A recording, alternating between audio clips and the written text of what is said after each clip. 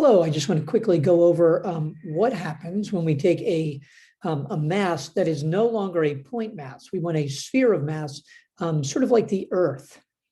Okay, so if you can see right here, we have in the second picture to the right, this is the gravitational field near a sphere of mass rather than just a point of mass. So what happens, as we would expect, the field gets stronger as we get near the surface of the Earth, but the field actually disappears in the middle of the Earth. Now, that should make sense because if you're directly in the middle of all of the mass, every mass would create a little piece of mass would create a field that's pulling out towards it, and you would be pulled equally and oppositely. If you were to put a mass in the middle of this, the 1 kilogram brick, you'd be pulled equally in every direction, and therefore everything would cancel out. So the field, by the time we get to the middle, needs to drop to 0. All right. We can see in the picture here how the field strength, it doesn't go all the way to the middle, but it would have started at 0 if we'd gone all the way to 0 radius. And it will grow fairly linearly until we get to the edge of the Earth. So this dashed red line represents the surface of the Earth. And then the field strength drops off as we've predicted. There's a little bit of clunkiness right here because of the spacing that we had to use. Okay, but we could also look at what would happen if we had a hollow sphere of mass. So this would be for a solid sphere. If I wanted to create something that was more like a hollow sphere, I'm actually going to, instead of having my radial values go from 0 out to the radius of the sphere, I'm going to have them go from 1/10 or 9/10 of the radius of the sphere out to the radius of the sphere. And you can see the step size is 1/10. So I'm only having the outermost step showing up here. And if I run this again, you can see how the gravitational field actually disappears in the entire middle.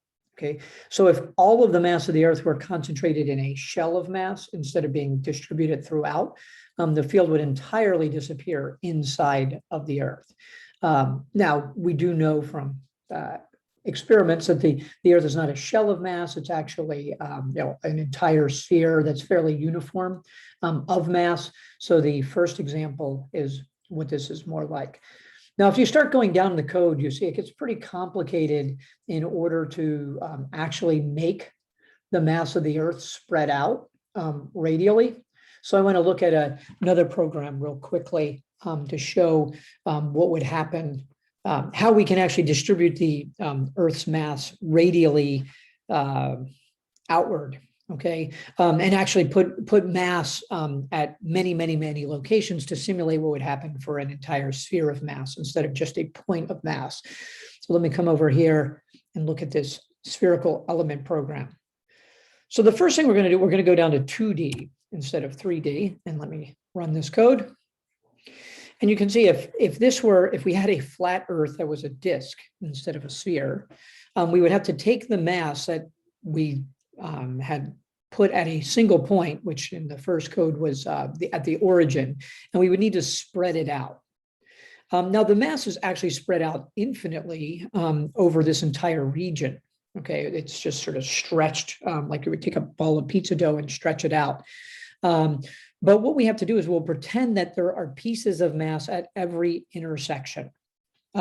So we can't actually have an infinite number of masses, but we can have a lot of masses.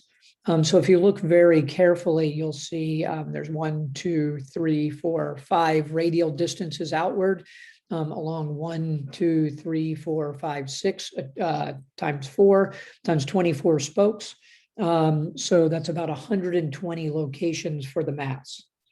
Now, some of those masses, we're going to actually pretend it's kind of in each one of these sections in the grid.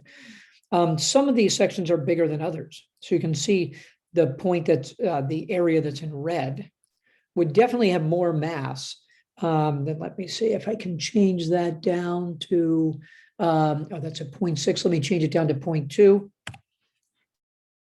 If I were to look at a piece of mass that's further inward, that piece of mass is going to have, it's much smaller. So if the density is the same, I need to also attribute more mass to those regions that are further out and less mass to the regions that are closer in. Okay, now this would work if we had a flat Earth spread out like a disk, but let's go up a dimension.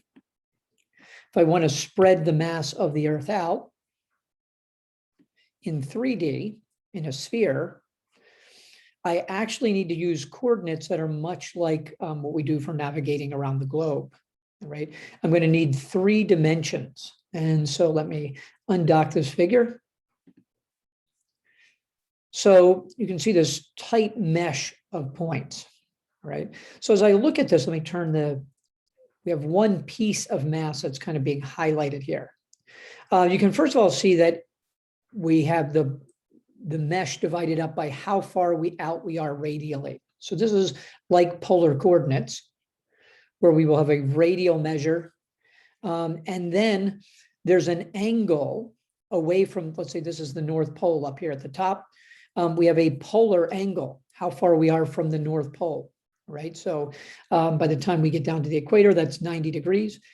Sometimes that angle is measured from the North Pole. Sometimes that will be measured up from the equator and down from the equator. That's what we do when we're talking about points on the globe. Now we only worry about locations on the surface of the globe, but your angle of latitude is measured up or down from the equator. So we could tell where a point is in that direction. You can see these spokes going outward, and we could divide and have as many of those as we want. We just have a limited number of them. But then we also need to turn this way and look at the piece from this direction. And actually let me look down from the North Pole, so to speak. Okay, so if I look down from the pole, we can see that the mass could be located along any one of these little disks that are going around. So we have to give another angle. This is called the azimuthal angle. When we're talking about points on the Earth, this would be your angle of longitude. Okay, so latitude is how far north or south you are, and your longitude tells you how far east or west you are of some point. On the Earth, we talk about the prime meridian that runs through Greenwich, England. That's because the Brits came up with the system. So they put 0 right through Greenwich, England, and then all of the other angles east and west are measured from that. Okay, so with a polar angle and an azimuthal angle and a radial value, we can locate any chunk of mass. And masses that are further out, chunks that are further out will be larger than chunks that are further in. So we'll have to give them, proportional sizes of mass. So in the code that you saw where we were calculating the field, masses were placed in every one of these regions. This just shows one of the pieces of mass, and they were each treated as an individual point of mass. So there are literally thousands of points of mass in here. And so it's a fairly lengthy calculation to get the gravitational field calculation for these thousands of mass chunks.